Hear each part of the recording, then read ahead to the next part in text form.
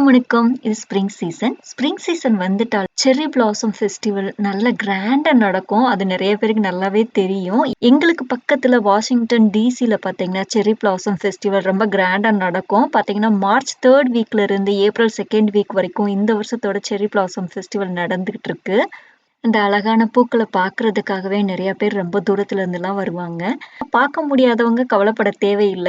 எல்லாரோட நெய்பர்ஹுட்லயும் பார்த்தீங்கன்னா, cherry trees நெறைய இருக்கும். நம்ம போற வழிகள்ல எல்லாம் பார்த்தீங்கன்னா, நெறைய பூக்கள் பூத்து இருக்கும்.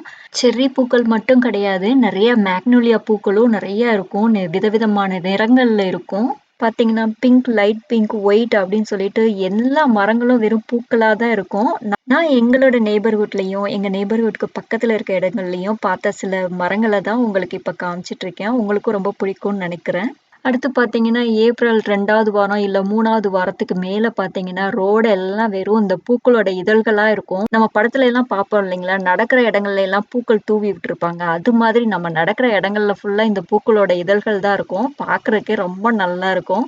இந்த குட்டி மரம் பார்த்தீங்களா? அழகா பூ பூத்திருக்கு இல்லையா? இது 2 வருஷத்துக்கு முன்னாடி தான் எங்களோட நெய்பர்ஹுட்ல வச்சாங்க. இது குட்டி மரம். இதுக்கு முன்னாடி இருந்த மரங்கள்ல நெறைய அந்த ஸ்பாட்டட் லேண்டர் ஃப்ளை இருக்கு அப்படின்றதுனால அத கட் பண்ணிட்டு, அதுக்கு பதிலா இந்த மரத்த வச்சிருக்காங்க. எனக்கு ரொம்ப பிடிச்ச விஷயம் என்னன்னா, இங்க எங்க மரம் வெட்டுனாலும் உடனே அதுக்கு பதிலா இன்னொரு மரத்த கொண்டு வந்து நட்டு வச்சுருவாங்க.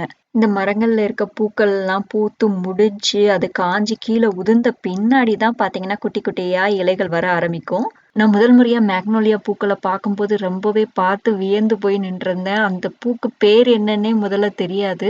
இந்த மேக்னோலியாலயே பார்த்தீங்கன்னா, லைட் பிங்க்லயும், டார்க் பிங்க்லயும், நல்லா பியூர் ஒயிட்லயும் பூக்கள் இருக்க மரங்கள் இருக்கு. இந்த மரம் குட்டி மரம். இதுல இருக்க பூக்கள்லாம் பாருங்க, பார்க்கறதுக்கு தாமரை பூ மாதிரி இருக்கு இல்லைங்களா? இது பார்த்துட்டு இருக்கிறது பெரிய மரம்.